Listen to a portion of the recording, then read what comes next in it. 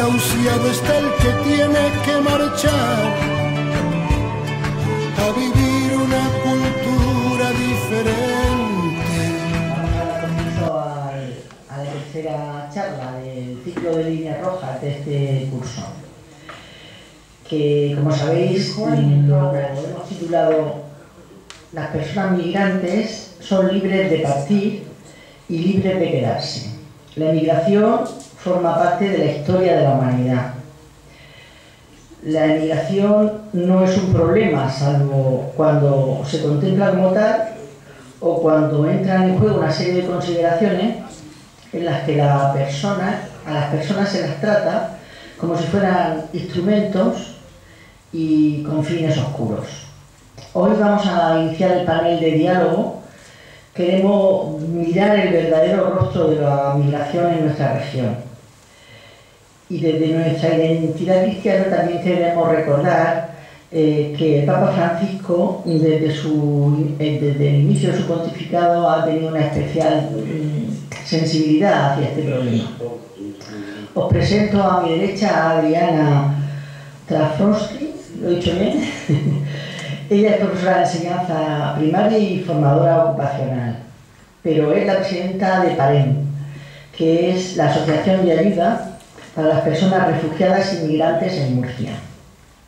Ella hablará de que estamos aquí, de cómo acogen a los migrantes y a lo largo del recorrido difícil, las complicaciones con las que se encuentran en nuestra región para conseguir trabajo, para conseguir papeles, para conseguir formación, para conseguir vivienda, en resumidas cuentas, para poder vivir como personas normales. A la izquierda tengo a Teresa Fuentes, que es trabajadora de Comisiones Obreras, fundadora de la asociación, cofundadora con Joaquín de la Asociación Amigos de Risona. Ellos viajan desde hace muchos años a Alepo, a Grecia, a los campos de refugiados, por llamarlos así, porque Joaquín hablará de que son cárceles. Bueno, Teresa nos va a hablar de la importancia de las personas migrantes en el tejido productivo de nuestra región. Y finalmente Joaquín el cura, que necesita poca presentación, pero vamos, él es el consiliario de la OA, trabaja en pastoral en la cárcel y en la residencia de mayores de San Basilio, y también es cofundador de la Asociación de Risona y trabaja mucho con la plataforma antidesahucios. Él nos va a presentar un poco el mensaje del Papa Francisco. Y sin más preámbulo, damos comienzo al tema. Entonces, empiezas, Adriana. Buenas tardes a todos y a todas. Muchas gracias por haberme invitado para hacerles llegar las nuevas novedades sobre la reforma de la ley de extranjería. Pero antes quería comentarles que no existen en este momento vías de ingreso regular a España para que las personas migrantes puedan ejercer libremente el derecho a migrar, de forma segura y sin tener que arriesgar la vida en el mar ni en los aviones, porque las mafias también están por los que vienen en avión. Tampoco se ha conseguido que España y Europa asuman que la migración son una parte esencial en el siglo XXI y que parece que por ahora no va a haber voluntad de cambio. Así están las cosas. Lo peor de la nueva ley, que ya se las voy a explicar más adelante, después que les cuente un poco lo de PAREM, lo peor de la nueva ley de extranjería es la reforma en la parte de asilo, que es increíble lo que se ha hecho. La asociación PAREM, como les decía, trabajamos para la inclusión sociocultural de las personas migrantes aquí en Murcia. Las personas todas voluntarias y voluntarios. Y nuestros usuarios son de distintas partes del mundo, de África, de Asia, de América del Sur y del Centro, y también de Europa del Este. ¿Cómo llegan a PAREM? Bueno, llegan a través de las distintas ONG y por el boca a boca. También, bueno, las ONG son Accent, Cruz Roja, Murcia Acoge, EMAVI, y CEPAIN. Bueno, ¿cómo queremos ayudar? A lo largo de los años hemos detectado muchos problemas para sacar la documentación, sobre todo para el asilo y para la parte de los arraigos, que en este momento están tardando muchísimo, muchísimo. Y también hay muchos problemas para sacar las citas. ¿Qué dificultades tienen las personas que llegan a España? Bueno, primero el idioma, la alimentación, la vivienda, los códigos culturales, el papeleo, el racismo institucional y por parte de la población, los traumas y aislamientos. El primero, la dificultad del idioma. Es la primera gran barrera con la que se presenta cuando llegan a España. Entonces, en Paren hemos hecho a lo largo de estos años, en este momento tenemos 11 mesas de conversación activas donde se enseña español. Las clases son de 1 hora y media, 1 hora y media, 1 o 2 veces por semana, según los grupos. Empezamos desde los que no saben leer y escribir hasta avanzados. Ahora tenemos a Rosa que empezó con los que no sabían leer y escribir. Para ayudar mejor a las personas que vinieron a España, a Murcia específicamente, creamos un área nueva, que es una coordinación que se llama Recursos y Servicios. Esta área se ocupa de la formación, del empleo, de extranjería, de la homologación de títulos y también de ropería, que tenemos ahí hecho un convenio con Jesús Abandonado. Ustedes me preguntarán ropería, sí, porque viene gente de distintas partes del mundo, por ejemplo, de Latinoamérica o del Caribe, que nunca han tenido frío, nunca ha habido zonas de frío, llegan en invierno aquí, o también para los que vienen de África. La ropería funciona muy bien durante toda la época del año. Voy a hablar de la formación. Nosotros ofrecemos a nuestros usuarios una información clara sobre los servicios de formación que ofrece Murcia. En el FREN, en CEPE, en Cáritas, en Murcia Educa y en el Ayuntamiento de Murcia. También tenemos contacto con la Academia Esperitis, algo así, en Cartagena, para los chicos que han hecho el curso de marinero pescador. ¿Qué tratamos de hacer? Nosotros tratamos de potenciar las habilidades que ellos tienen. Si, por ejemplo, les hacemos una entrevista, si en su país de origen eran pescador o eran soldador, tratamos de ubicarlos en cursos acorde a sus especialidades, para que acá puedan certificarlas. También nos ocupamos de inscribirlos para los que tienen dificultad en el idioma, y también realizamos, importante, para realizar los cursos oficiales es necesario tener NIE.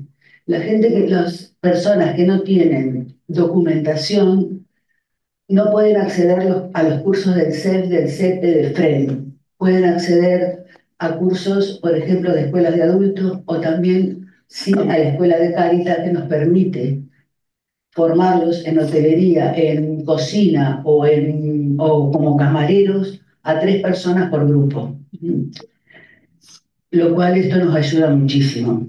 También tenemos en formación una profesora universitaria voluntaria que asesora en homologación de títulos de la ESO Bachiller. Y por último, para ir de lleno ya a la reforma de extranjería, la parte de empleo. En empleo trabajamos con varias empresas de aquí de Murcia que nos han ayudado a contratar a nuestros usuarios. A través de un contrato directo con los dueños, les explicamos la situación y cómo son nuestros usuarios, que están formados, que son cumplidores, que son trabajadores y que quieren mejorar y avanzar profesionalmente. No sé si se ven las empresas colaboradoras. Bueno, tenemos varias empresas, las nombro: Mano a Mano, Enso Sushi, Mapa, La Polea, El Soto, Remate Plus, Cerveza Yaca, La Chimenea de Molina Segura, Licores y Derivados, Eurofins, Belter Producciones. Estas son las vías de regularización de las personas migrantes. La primera era la parte de asilo, que ya se las voy a explicar cómo funciona brevemente. El arraigo social, que ahora se llama arraigo sociolaboral, el arraigo laboral, está totalmente eliminado, y el arraigo para la formación, que se llama arraigo socioformativo. ¿Qué dificultades hay para acceder a una formación? Por lo menos a una regularización entre 2, 3, 4 a 5 años. Los problemas son conseguir las citas de la extranjería. El año pasado había muchísimas dificultades para conseguir citas. Tener los años de antigüedad. En este momento, para un arraigo social son 3 años. Hay de 6 a 8 meses de espera una vez presentada la documentación. Dificultad para conseguir los contratos de trabajo. Mucha dificultad para conseguir los contratos de trabajo, y ya les voy a explicar por qué. Y entre otras cosas, caer en las compras de contratos onerosos sin ser verificados y estafas. Lidiar con las emociones y el estrés que conlleva este proceso. Tensión con sus familias de origen, que no pueden entender que con tanto tiempo que están aquí no hayan regularizado su situación. Como les dije, una regularización tarda mucho tiempo. Bueno, tenemos también... Lo peor de esto es la modificación de asilo. Cuando un migrante llega a frontera, expresa la voluntad de pedir asilo, ¿no? Bueno, se lo voy a hacer resumido porque es bastante largo el proceso. Entran a un dispositivo de acogida, luego hacen las entrevistas en policía declarando por qué piden asilo, pero esto yo se los cuento así, pero puede demorar 4 o 5 meses esta parte. Una vez que salen de extranjería con el papelito blanco que dice que soy solicitante de asilo, entro dentro de un programa de protección oficial. En ese programa de protección oficial, los primeros 6 meses no puedo trabajar y me tengo que, estoy para aprender el idioma, para aprender la cultura. El segundo 6 meses renuevo. En esa segunda renovación me da la posibilidad de trabajar, es decir, tengo residencia, tengo habilitado poder trabajar, darme de alta en la seguridad social y demás, lo cual es muy beneficioso. Empiezan a trabajar rápidamente, ahí empiezan a trabajar, salen de la casa donde están, que les han ofrecido el programa, porque ya están trabajando, y van renovando y renovando, renovando. A lo mejor pueden pasar 2 años, 3 años, hasta que le deniegan el asilo o no se lo deniegan. Si le deniegan el asilo, quedan otra vez sin documentación, quedan en forma irregular. ¿Me van siguiendo? Sí. Bueno, si se lo aceptan, ya tienen protección internacional. ¿Qué pasa en la nueva ley de extranjería? Como les decía, esto puede tardar 3 años, 4. ¿Qué pasa con la nueva ley de extranjería? Estos años no se van a computar para los arraigos. Es decir, que es como que no hubieran estado en España. Es decir, que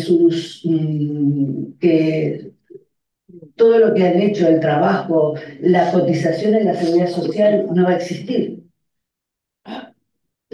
Entonces, no lo entiendo cuál es el gran motivo por el que han hecho esto. Hubo un momento en la ley de extranjería, en esta ley de asilo anterior, que tuvieron la posibilidad, que funcionó la ley de residencia laboral, que se pudo aplicar la ley de extranjería con 6 meses de cotización a los que tenían protección internacional. Muchos usuarios nuestros se pudieron regularizar. Ahora, por supuesto, la sacaron y ya no existe más. Eso estuvo vigente muy poco tiempo. ¿Qué va a pasar con las personas que han pedido asilo en este tiempo y ahora cambió la ley? Esa era la gran pregunta. Van a tener la posibilidad van a tener un periodo de aplicación que se llama disposición transitoria, donde podrán solicitar una autorización de residencia por razones de arraigo siempre que hayan permanecido en territorio español en situación irregular, al menos los 6 meses inmediatamente anteriores a la presentación de la solicitud de esta autorización. Es decir, que para presentar las personas estas que tenían el asilo denegado o no lo tienen denegado o han presentado un recurso tienen que renunciar a eso, pero tienen que esperar 6 meses para estar en situación irregular. Porque cuando estoy con protección internacional, estoy regular teóricamente. Entonces hay que estar irregular y esperar 6 meses. ¿Qué hacen esos 6 meses? Vivir como se pueda. Les voy a comentar ahora los otros tipos de residencia, que son los otros arraigos. El arraigo social, que ahora se va a llamar arraigo sociolaboral. Bueno, les comento cómo va a ser. Van a tener que acreditar 2 años Bueno, los arraigos pasaron de 3 años a 2. En eso bajamos 1. Acreditar 2 años en España.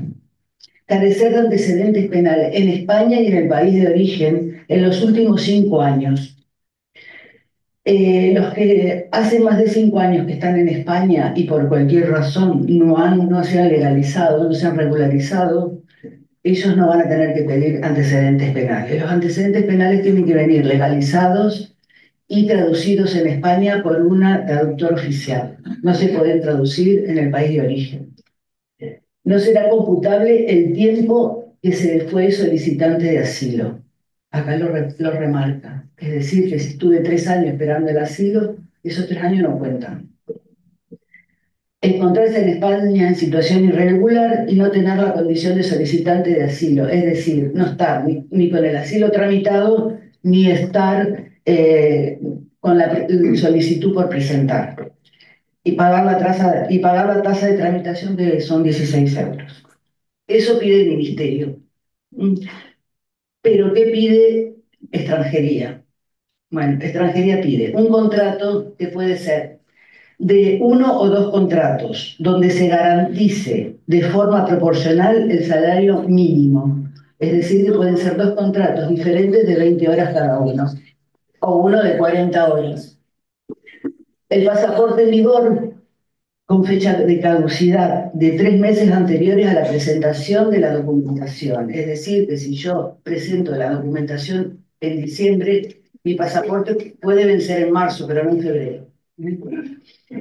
Un certificado de integración social que se hace a través de la trabajadora social, el DNI del empleador y un certificado de que no tiene deudas con la Seguridad Social y Hacienda. Bueno, y después, el arraigo por formación también ha sido modificado, que también teníamos que pedir una autorización para que se formen en un determinado curso con determinadas horas. Bueno, ahora no se va a pedir esa solicitud de que me validen el curso. Puedo estar inscrito ya, lo puedo estar cursando y puedo empezar el curso sin problema. Solamente tengo que presentar los papeles de residencia por formación, que me dan una residencia provisoria por 1 año mientras me formo. Y aquí también se puede trabajar 30 horas durante la formación y presentar un contrato de trabajo después que haya terminado el curso, si consigo un empleador que me dé un contrato de trabajo, que es el problema que tenemos. Lo que yo decía, y siempre lo digo, es que si me han hecho una residencia socioformativa, me he formado, he hecho las 300 o 230 horas que me pide, ¿por qué no me dan la residencia directamente, que salga la residencia con autorización a trabajar?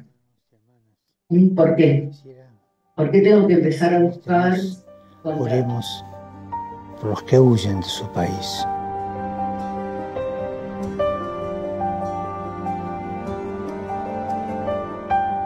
Al drama que viven las personas forzadas a abandonar su tierra, huyendo de guerras o de la pobreza, se une muchas veces el sentimiento de desarraigo, de no saber a dónde se pertenece. Además, en algunos países de llegada, los migrantes son vistos con alarma, con miedo. Aparece entonces el fantasma de los muros, muros en la tierra que separan a las familias y muros en el corazón.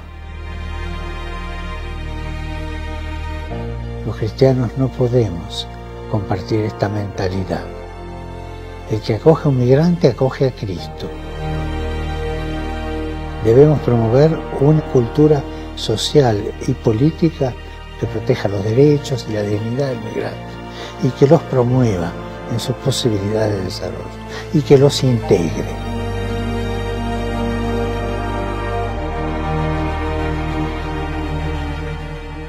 A un migrante hay que acompañarlo, promoverlo e integrarlo. Oremos para que los migrantes que huyen de las guerras o del hambre, obligados a viajes llenos de peligro y violencia, encuentren aceptación y nuevas oportunidades en la vida. Hola, buenas tardes a todos y a todas. Bueno, lo primero agradecer a la OA que me haya invitado y comunidad de base. Y bueno, yo la verdad que es un lujo compartir mesa tanto con Adriana como con Joaquín. Compartimos muchos espacios comunes y en especial gracias a Rosa y a Pedro por esta invitación. Yo creo que es muy importante que se aborde este tema, que es un tema que además que es muy necesario y que está desafortunadamente muy de actualidad, y digo desafortunadamente porque la mayoría de las ocasiones en las que se trata este tema no es para hablar de forma positiva. Y como ha dicho Rosa, yo vengo a hablar de la importancia de las personas migrantes en el tejido productivo de la región de Murcia. En concreto, hoy me voy a dar el lujo de algo que tengo ya desde hace tiempo muchas ganas, que es contradecir con datos los discursos. He intentado poner los menos datos posibles para no aburriros, pero vengo a contradecir con datos los discursos de odio de muchas personas y de la extrema derecha que tienen contra las personas migrantes. Al igual que evidentemente otros políticos, economistas y activistas, defendemos que la inmigración no es un problema, sino una solución a problemas acuciantes como la escasez de mano de obra y el envejecimiento de la población. Las personas que han nacido en España y que están en edad de trabajar han caído en los últimos 6 años casi 1 millón de personas. Sin embargo, la llegada de 2 millones de personas extranjeras en nuestro país ha evitado el impacto en la economía del envejecimiento de la población. Sin ellos y ellas no se podría haber mantenido el dinamismo del mercado laboral y la actividad económica se habría resentido.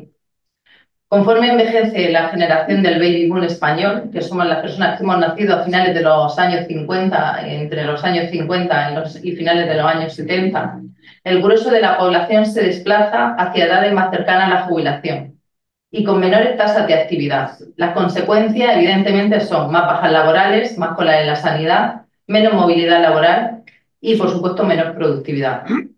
Además, genera un consumo más reducido porque ya hemos adquirido muchos bienes duraderos, disminuyendo la demanda de productos que requieren más inversión, como un ejemplo pueden ser los coches. A medida que se acercan a la jubilación, aumenta el ahorro, se ingresa menos IVA, por lo que plantea grandes retos para financiar las pensiones. Este panorama hace imprescindible la llegada de personas migrantes para paliar el declive demográfico. De hecho, los migrantes ya están aguantando, y sobre todo en esta región, el mercado laboral. Si se tienen en cuenta las proyecciones de la población del Instituto Nacional, del INE, señalan que en el 2037 el 26% de la población española y el 21,1% en la región serán mayores de 65 años, evidentemente si se mantienen las tendencias actuales. Por ello, los flujos migratorios constituyen una oportunidad para aliviar las presiones demográficas. En concreto, la región de Murcia seguirá siendo una de las comunidades autónomas que más población gane durante los próximos años y se espera que dentro de 15 años pasemos de más de 1,5 millones de personas que hay actualmente a más de 1.800.000 personas, unas 300.000 personas.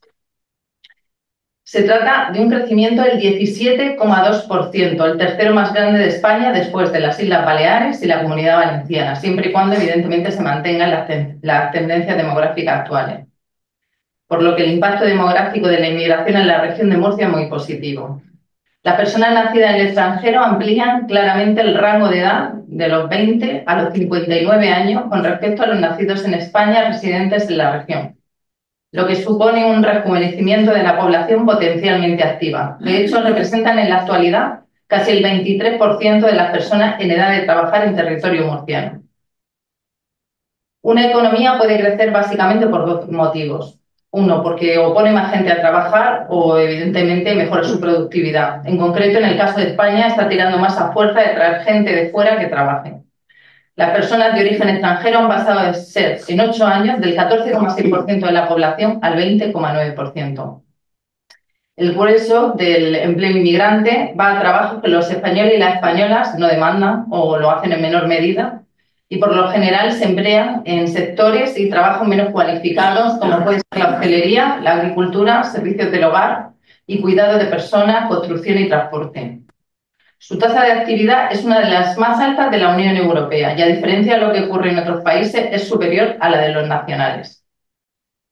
En el último año, solo la hostelería y la logística han abarcado casi la mitad del empleo creado en las cifras de la afiliación.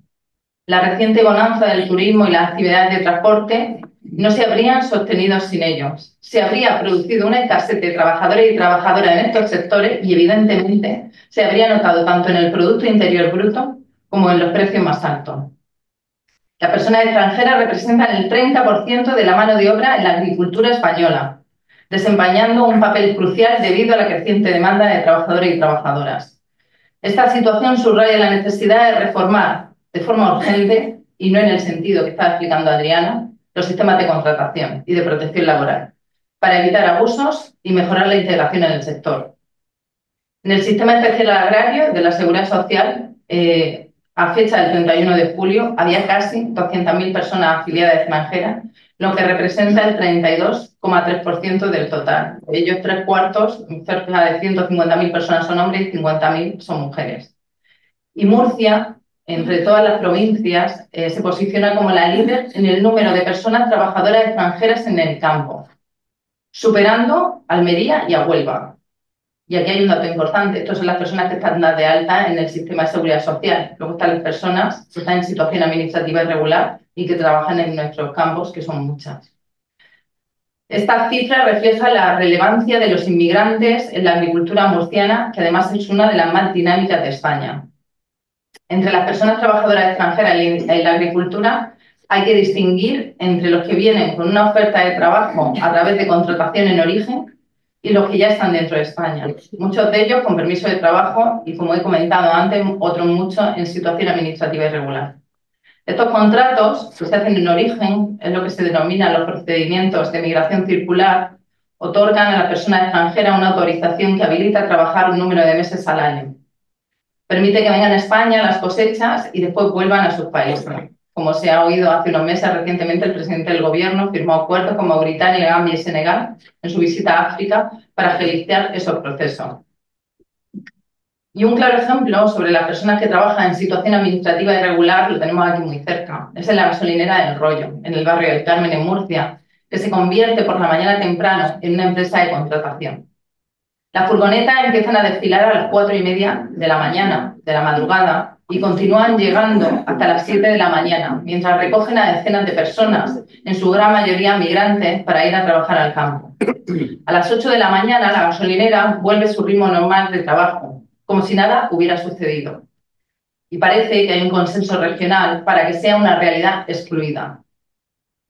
Las jornadas de los trabajadores y trabajadoras del campo suelen consistir entre 13 y 15 horas diarias de trabajo, incluyendo el transporte, puesto que muchas veces los jornaleros y jornaleras tienen que desplazarse hasta destinos como Albacete, Alicante y Granada.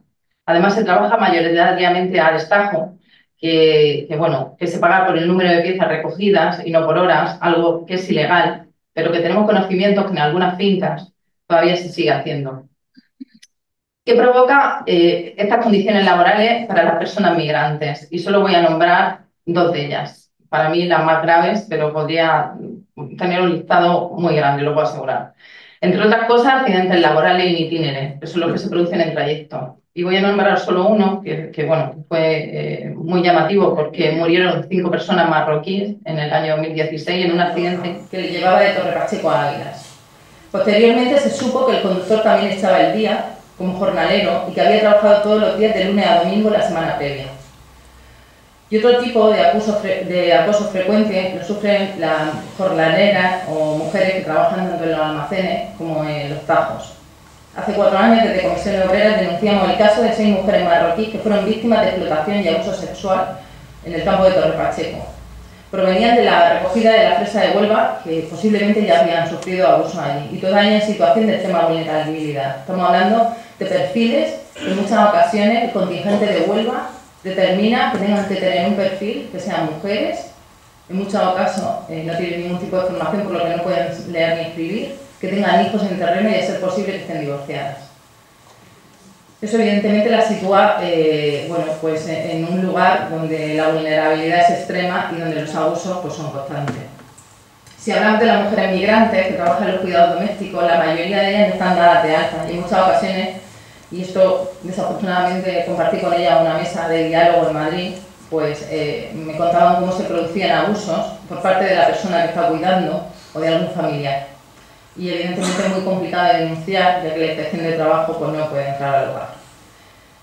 La hostelería, los abusos que se dan, pues es siempre pues, evidentemente el incumplimiento de la normativa, los contratos fraudulentos, donde se echan muchas más horas de las que en realidad se están trabajando, están dadas de alta.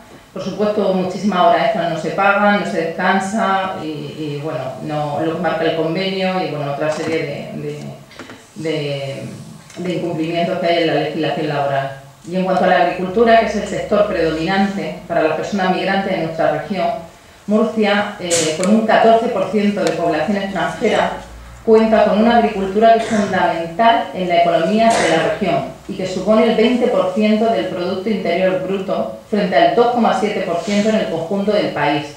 Voy a repetir esta cifra. El 20% del Producto Interior Bruto depende del sector de la agricultura y que se sostiene gracias a las personas migrantes. En términos económicos, por ejemplo, a menudo vemos en medios de comunicación y redes sociales cómo las personas migrantes y refugiadas son descritas como una carga económica para los países de acogida. Pues bien, las personas migrantes aportan el 35% del crecimiento de la riqueza en la región de Murcia. Repito, el 35% del crecimiento de la riqueza en la región de Murcia. Yo no lo digo yo. Lo dice un estudio del Consejo Económico y Social titulado El impacto económico de la inmigración en la región de Murcia, que refrenda el elevado impacto económico de la población extranjera en la evolución de la economía regional. Este estudio subraya la enorme trascendencia productiva que tienen los trabajadores y trabajadoras extranjeras en los diferentes sectores, en particular en la actividad agraria. En su conjunto, su contribución a la economía regional durante estos años ha sido prácticamente el doble del promedio de España. Estamos hablando que a nivel medio en España ha sido el 19,2% la contribución a la economía y sin embargo en Murcia ha sido el 35,4% del crecimiento económico regional en las últimas 2 décadas. Estamos hablando del año 2005 al 2019. Y por supuesto esto lo ha aportado la población migrante. Estas personas, como ya he dicho, han sido imprescindibles para el crecimiento. Mientras que en términos de prestaciones sociales y de gasto público social, las personas migrantes reflejan menos tasas de dependencia, ya que hay bajos porcentajes de población infantil y adultos mayores de 64 años entre la población nacida en el extranjero. En concreto, la tasa de dependencia de la población nacida en el extranjero es menor que la de la población nacida en España en más de 20 puntos porcentuales. Y ahora otro dato que es importante que tengamos para esas conversaciones donde dicen es que cogen muchos recursos del gobierno pero no aportan nada. Pues este dato también lo aporta el informe del Consejo Económico y Social y dice que porque cada euro recibido en prestaciones los nacidos en el extranjero que residen en suelo murciano, el erario público ingresa 1,72 euros, cifra superior a los 1,32 euros correspondientes a los nacidos en España y residentes en la región, o sea, lo que aportamos las personas que hemos nacido y residimos aquí. Y también por encima de la media nacional, que está en 1,63 euros, de los nacidos en otros países que residen en el resto de España. Este dato hay que manejarlo, y hay que manejarlo bien, para que cuando vengan los de siempre y nos digan que las personas migrantes hacen mucho gasto a las arcas públicas y no aportan nada, hay que repetirles que por cada euro que reciben en prestaciones los nacidos extranjeros y que residen en suelo murciano, el erario público ingresa 1,72 euros. La llegada de trabajadores y trabajadoras es esencial para nuestro crecimiento económico sostenido y para garantizar el futuro sistema público de pensiones. Los flujos migratorios son necesarios desde el punto de vista demográfico y lo seguirán siendo en el futuro, dadas las proyecciones de población actuales.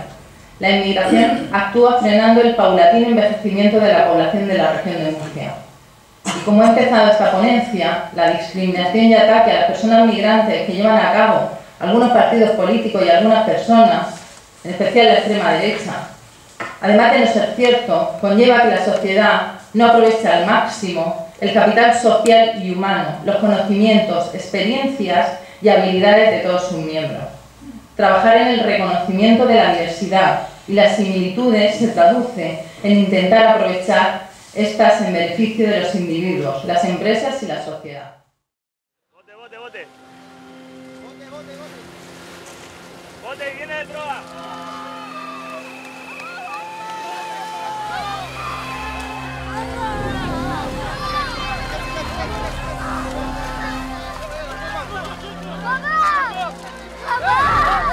Abi, çocuk.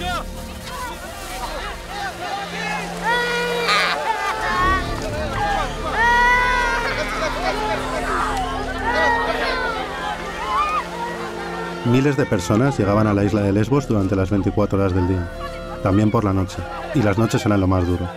La gente llegaba con mucho frío y muy asustada. Un día, al despertar, vimos que estaba diluviando, y salimos a ver cómo estaban las personas que habían desembarcado durante la noche. Hice esta fotografía cuando me encontré con varios centenares de personas esperando en la carretera, bajo un diluvio impresionante y habiendo perdido toda esperanza de encontrar refugio.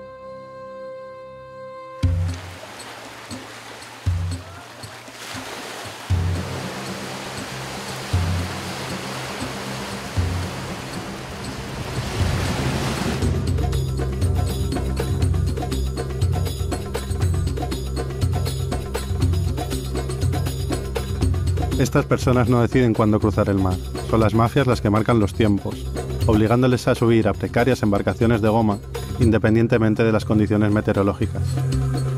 Por eso te encuentras con escenas como las de esta fotografía, en las que se puede ver cómo las olas superan la altura de la embarcación.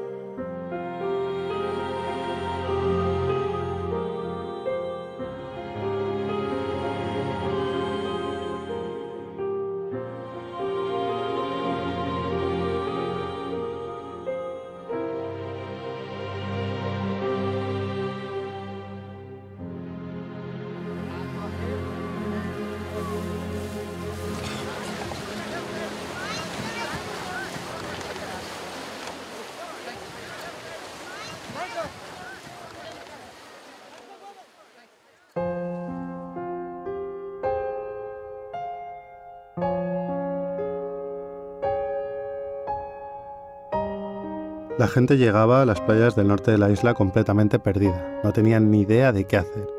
En ese momento lo que les tocaba era alcanzar los campamentos cercanos a la capital, que estaba a unos 60 kilómetros de distancia. Este es un camino que tenían que recorrer en condiciones lamentables, soportando temperaturas de más de 40 grados en verano o con muchísimo frío en invierno cuando las temperaturas caían bajo cero. Como en esta fotografía en la que se ve a un grupo de hombres envueltos en mantas térmicas para tratar de combatir el frío, teniendo la ropa completamente mojada después de la travesía por mar.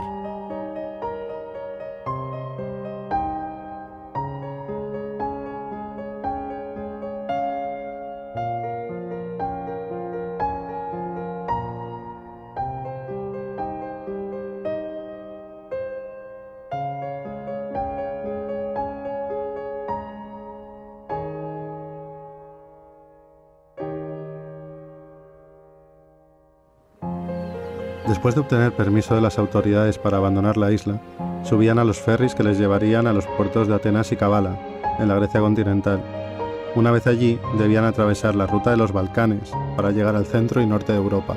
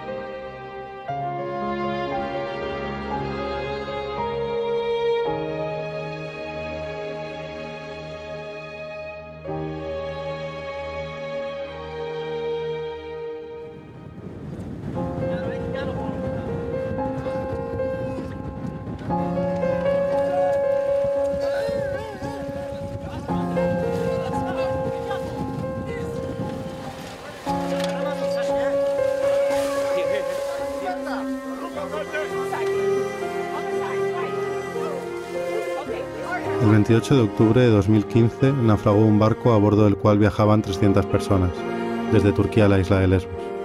Ese día vimos morir mucha gente. Los muy precarios medios de rescate que había en la zona trajeron a los supervivientes y a los muertos al puerto de Mólibos. La situación allí era completamente caótica. Las personas que trataban de atender a los que llegaban eran los camareros, voluntarios, turistas, incluso los propios pescadores que había en el lugar. Había muchísimos niños tumbados en el suelo y al principio no sabíamos cuáles estaban vivos y cuáles estaban muertos. Cuando hice esta fotografía no podía saber en qué estado se encontraba la niña, porque estaban tratando de reanimarla. Esa mano, que le roza la cara, es la mano del médico que ha estado tratando de reanimarla, y la toca a modo de despedida.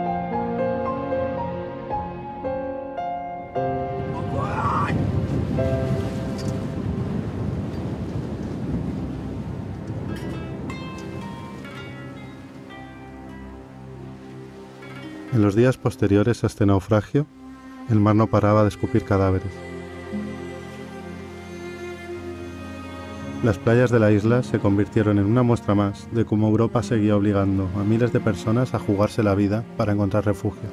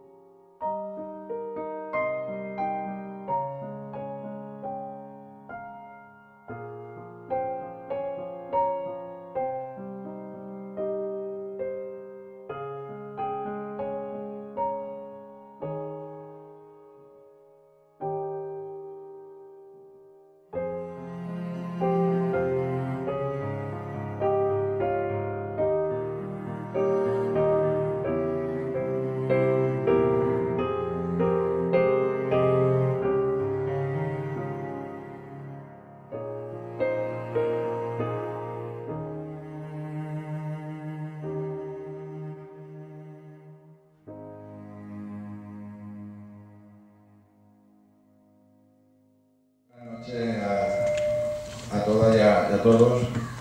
Después de ver este vídeo, pocas cosas hay que decir, ¿no? Bueno, yo voy a hablar de los sentimientos y de las emociones del Papa Francisco. Yo voy a hablar de Francisco, este año de Papa, que ante tantas situaciones él expresó en una ocasión esas palabras de vergüenza, ¿no? Vergüenza, que era una interpelación y una crítica y un enfado y una indignación ante las autoridades europeas por dejar morir a la gente en el Mediterráneo. Era su expresión de vergüenza, criticando a los organismos internacionales por dejar morir a todas estas personas en el Mediterráneo, como viene al final del vídeo, ¿no? Eran muertes evitables y se dejaron morir. Y esa es la expresión de Francisco, donde él considera que la vida de cualquier persona es fundamental. Es decir, es parte que la vida de una persona, sea donde sea, tiene la total importancia. En una sociedad que estamos acostumbrados a despreciar, ¿no? A colectivos, a países. Por ejemplo, cuando hemos visitado otros países, en Marruecos, en la zona subsahariana, donde el ser negro es como una maldición, ¿no? De perseguir al negro, ¿sí? Y mandarlo a Túnez, a Mauritania, hacia los días en Amareno, ¿no? Es decir, donde mueren se abandonan en los desiertos para que mueran en los desiertos. El Papa Francisco dice que lo importante son todas las personas. Él hace una crítica al sistema. Él dice que las personas, los pueblos, tienen un derecho fundamental. Es el derecho a no tener que emigrar. Ese es el derecho fundamental. Es decir, que si yo tengo que emigrar por otras condiciones, pero nunca por cuestiones de guerra, de violencia, de sobreexplotación de los recursos de cada país, del cambio climático, del hambre, de la sed, que es muy importante, de la falta de atención sanitaria. Él justifica la migración y las personas refugiadas porque huyen de su país, que es la muerte, huyen de la muerte y buscan la vida, buscan un lugar, sobre todo para poner a sus hijos y a sus hijas a salvo. Y Francisco lo entiende, y así lo manifiesta, se lo manifiesta a la clase política y sobre todo. Francisco lo que dice que la migración fomenta también el crecimiento social y el crecimiento económico, que es muy importante. Pero él pone el acento en la dignidad de la persona. Cualquier vida es importante. Por tanto, hay que acoger a las personas. Él utiliza 4 verbos que son fundamentales, que es el verbo acoger, proteger o acompañar, promover e integrar. Esos son los 4 verbos de esa pastoral de migración que interpela a la propia Iglesia. Él hace una crítica muy dura a mucha gente de la propia Iglesia. Dice así, en el libro Era inmigrante y me acogisteis. Y después una persona que piensa solo en hacer muros, sea donde sea, y no hacer puentes, no es cristiana. Esto no está en el Evangelio. Esto no está en el Evangelio. El Evangelio está en los puentes, no los muros. Él tiene una gran oposición dentro de la Iglesia a esta forma de ver a la migración y a las personas refugiadas. Cuando él escribió el libro sobre la fraternidad y la amistad social, todos hermanos, Fratelli Tutti, hubo un gran rechazo dentro de la Iglesia, y uno de los grandes que rechazó este libro fue un cardenal africano, Sarat. ¿Sí? Fue el que dijo, sí, bueno, sí, vale, bueno, dijo así, sí, todos hermanos muy bien, pero que se queden allí. Dicho por un cardenal. Sí, africano. Te descoloca, ¿no? Entonces, el Francisco habla de la amistad social de los puentes. Que en la sociedad estamos llamados a generar puentes.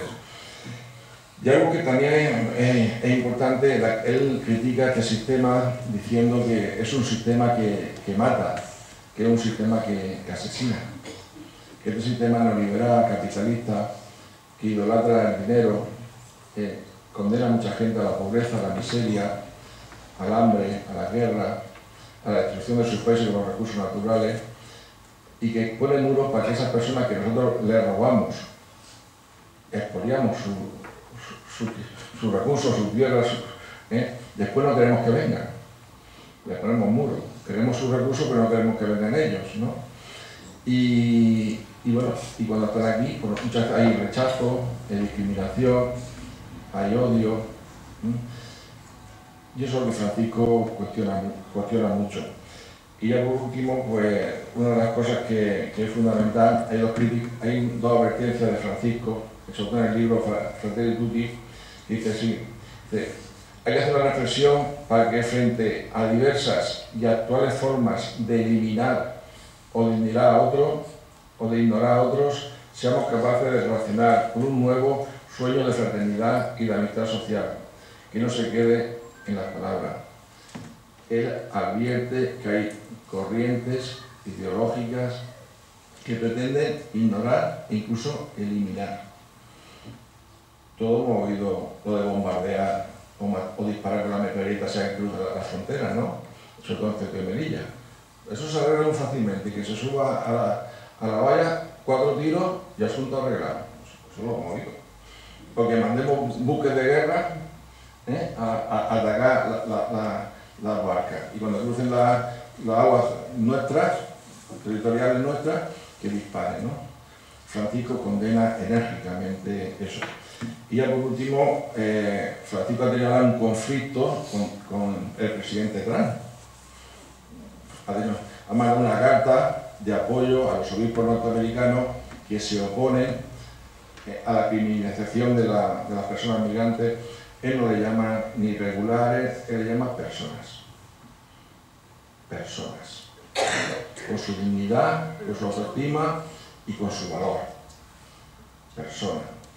No entrar si son irregulares, si no tengo administrativa. Ha tenido un conflicto serio porque ha mandado una carta de apoyo a los obispos norteamericanos que se oponen a esa criminalización y esa deportación de las personas migrantes que están siendo deportadas como si fueran animales, ¿no? Están metiendo los aviones ahí como si fueran animales. Y ha tenido un choque sobre todo con el nombre, con Vance. Vance es el vicepresidente norteamericano que se declara católico. Y ha tenido un choque frontal, con él. Por eso Francisco nos llama a construir puentes, no muros, a entender que las personas que hay que acogerlas, independientemente de si son manos de obra o no son manos de obra, hay que acogerlas. Y ya lo último, me vaya a permitir. Yo tengo mucho cariño a Francisco. Por los diversos encuentros y eventos populares, él estaba muy mal, de salud está muy mal. Y cuando terminaba los encuentros mundiales de eventos populares, casi todos eran uno era marxista, menos católicos, eran de toda ideología, él siempre terminaba diciendo: a los creyentes os pido que recéis por mí, y a los no creyentes que me mandéis ondas positivas. Como sabemos que hay mucha gente que está rezando y mandando ondas negativas para que se muera ya, que eso es verdad. Nosotros rezamos por él, que somos creyentes, y que seáis no creyentes, le mandéis ondas positivas. Gracias.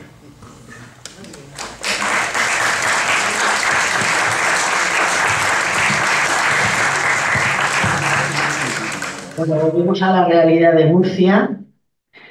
Volvemos sin olvidarnos lo de acoger, acompañar, integrar.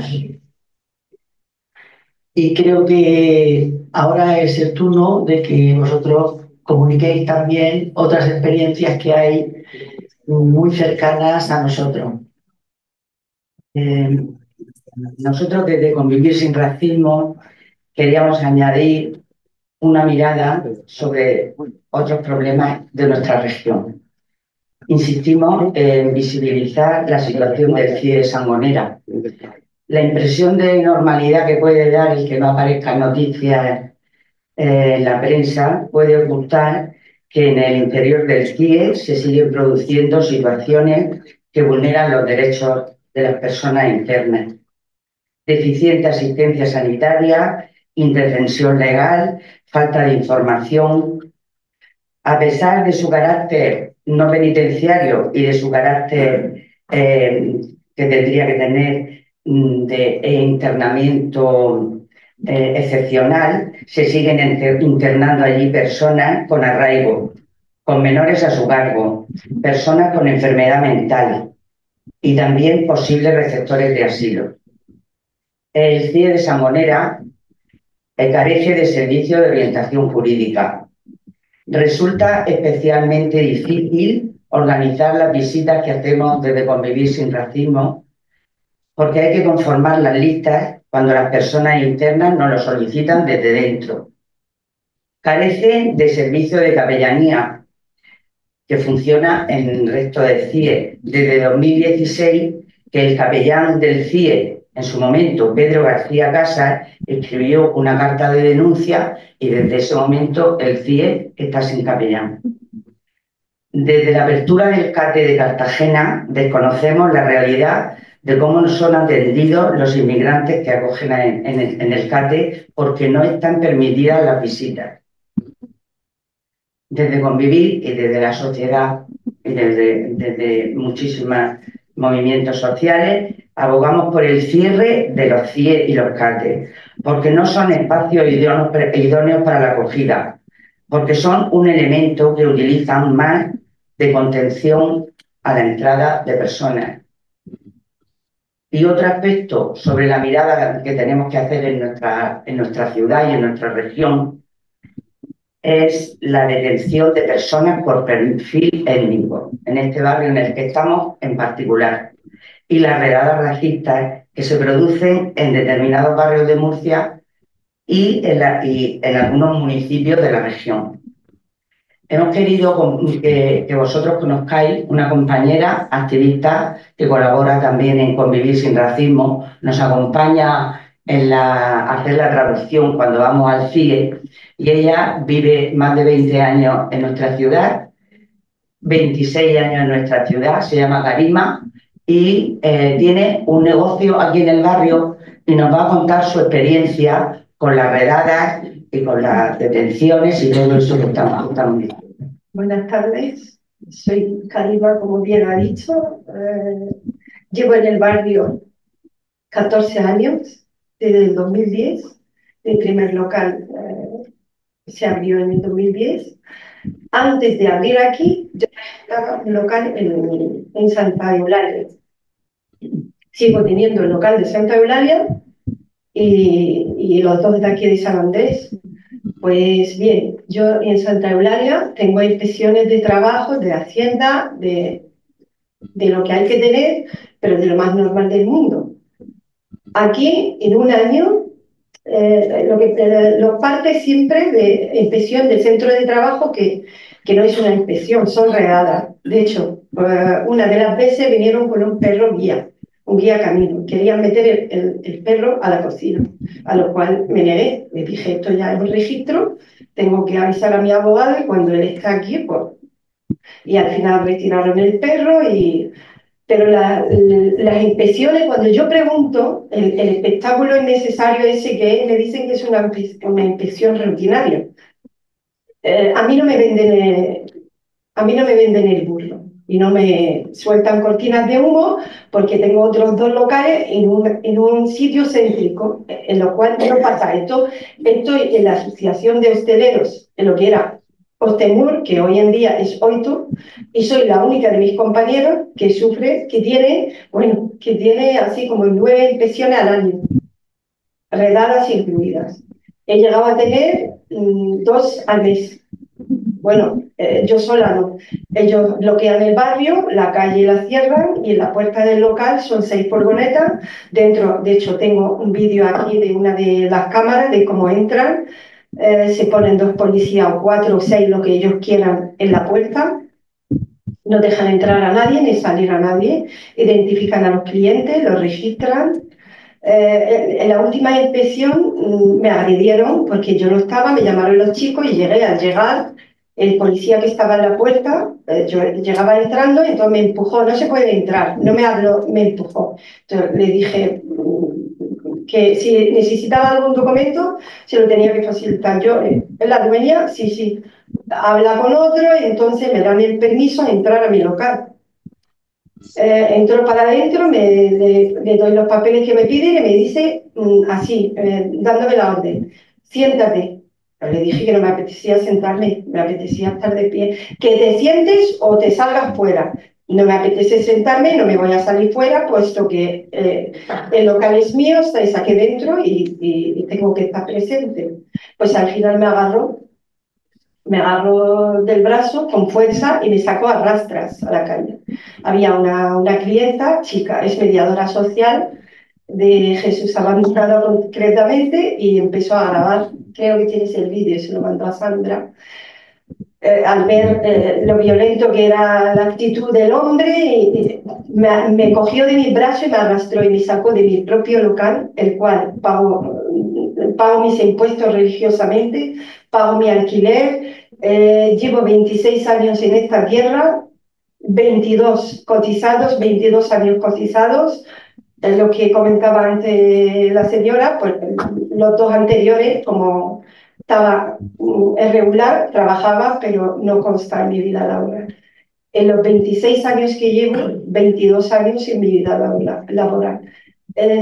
Por no cobrar, no he cobrado ni mi paro, que me pertenece. Cuando pasé de trabajar por cuenta ajena a trabajar por cuenta propia, tenía 2 años de paro, como todo el que haya trabajado 6 años seguidos. Renuncié a ellos y monté mi propio negocio en plena crisis.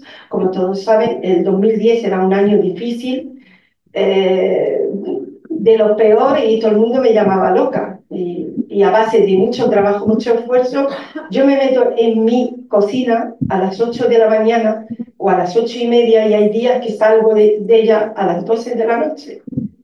Mis empleados tienen horario, tienen días libres. Yo no tengo horario. Yo he hecho las horas que haga falta para que las otras personas tengan sus derechos, tengan su descanso. Para luego verme, pues es impotencia, es rabia. No sé cómo describirlo. Lo que siento cuando se ponen 6 furgonetas en la puerta de mi local para hacer una inspección rutinaria en los medios. Y yo lo llamo eso, redada racista, espectáculo necesario. Yo no me niego a que me hagan inspecciones, pero que sean como la de todo hijo de vecino. Vienen 2 señoritas o 2 señores, se identifican como inspección de trabajo y te piden lo que tengas que pedirte, se lo facilitas, pero 22 policías entre civiles y con uniforme, 8 furgonetas, cuando hay veces que me han agredido, me han amenazado y he llamado a una patrulla y la Policía Nacional me dice, llame usted a la policía local, y la policía local, cuando haya una patrulla disponible, irá para allá. Y cuando dices que es este barrio, a lo mejor pasa 1:30 y no aparece la patrulla. Y cuando vuelvo a llamar y me vuelve a colgar y lo llamo 3 veces o 4 seguidas y le digo que me siento desprotegida como ciudadana, entonces vienen 2 o 3 patrullas a preguntar quién había llamado. Y digo, yo. Haga el favor usted de hablarle con más respeto la próxima vez a los compañeros. ¿Perdona? ¿Perdona?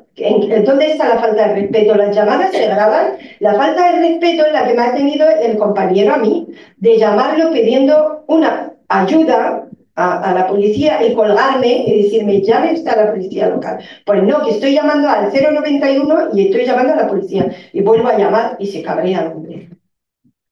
Empezaron las líneas rojas este año, era precisamente lo que comentaba Teresa. De alguna manera, negar el discurso falso de la derecha y de la extrema derecha sobre la realidad de la migración en nuestra región. Y otra de las cosas importantes que dijo Elena Maleno es que hay que subrayar y de alguna manera unirnos en poner en relieve la realidad que estamos viviendo, la realidad de trabajo de la gente migrante, la realidad de personas que acogidas en distintas organizaciones no gubernamentales son tan dignas o más que nosotros, porque vienen con una mochila de sufrimiento que no hace falta ver los vídeos para saber lo que traen, ¿no? Entonces, yo creo que es importante que el lenguaje lo usemos para borrar esas falsedades, ¿no? Eso de que no es verdad. Yo quiero resaltar que estas tres personas que están en la mesa y otros muchos que estáis ahí, os distinguís no precisamente solo por el compromiso, sino por el cómo se hace el compromiso. Adriana es una persona que además de dedicarse a los emigrantes, lo hace acogiéndolos, acompañándolos e integrándolos en la sociedad de Murcia. Que se puede ser cristiano o no, que aquí no se trata de eso, se trata de la dignidad de las personas. Entonces, si queréis alguno hacer otro comentario, porque la trabajadora de la casa también quiere irse. Yo quería, para tener una visión más completa de lo que ha explicado Paren, de aquí, que si pudiera ampliar esa mirada que ha expuesto a nuestro entorno, ¿no? ¿Qué pasa en Francia? ¿Qué pasa en Alemania? ¿Qué pasa en Italia? Somos nosotros mucho peores, no sé, ponemos más dificultades para tener un poco la mirada más amplia, ¿sabes? España dice que tiene más fácil el acceso a la regularización de las personas migrantes. ¿Cómo serán los otros países? No sé. ¿Cómo serán? No sé cómo son los otros países. A mí, la verdad que me interesa cómo somos nosotros. Y hacer todo lo posible para sacar adelante a la gente. Por los comentarios que se hacen de Reino Unido, de Alemania, Reino Unido quería poner una balsa en medio del mar para poner los migrantes. ¿Qué se puede decir de eso? ¿Qué se puede decir? Solo una cosa, hace relativamente poco, un mes, estuve en una presentación de un informe en Madrid con el nuevo reglamento de extranjería, donde vinieron diferentes sindicatos mayoritarios de 4 países de la Unión Europea. Estaba Alemania, Francia, Italia y Bélgica. Y precisamente cuando se habló de esa modificación del reglamento, del nuevo reglamento de extranjería, que es verdad que tiene muchas connotaciones que van a peor, yo aluciné y dije que me iba, entre comillas, más animada, porque yo entendía que en otros países las condiciones de acogida eran mucho mejores que en España. Sin embargo, te digo que una de las personas que estaba representando el sindicato mayoritario en Bélgica era un chico negro que decía que llevaba 30 años con permiso de residencia y de trabajo y no le habían dado la nacionalidad. Que recogieron firmas, como aquí se hizo con la ILP, en ese caso recogieron 100.000 firmas, y que el gobierno dijo claramente que ni siquiera lo iban a debatir, que era lo que había. O sea, que dentro de todo lo negativa, pues parece ser que España, pues somos de los países de la Unión Europea que mejor acogida tenemos, que eso no significa que sea positiva, pero sí que está mejor por encima de la media de la Unión Europea. Bueno, por último, os queremos invitar a un acto que tenemos el 2 de marzo. Creo que Pedro va a poner el cartel. ¿Pedro? Sí, sí. El año pasado, después de las líneas rojas, que hubo la presentación de la revuelta de las mujeres en la iglesia, nos constituimos en Murcia como revoltosas. Somos feministas y creyentes y queremos la igualdad en la iglesia. Entonces nosotros vamos, junto con otras 31 ciudades, a concentrarnos en la puerta de las catedrales el domingo 1 de marzo. Bueno, pues os invitamos a todos a participar con nosotros. Porque, como todo, estas cosas hay que empezar y al final pues se conseguirá. Agradeceros vuestra presencia, agradecer también a toda la gente que se ha conectado y os esperamos, por supuesto, al curso de viene, que intentaremos organizar otra lección. Gracias.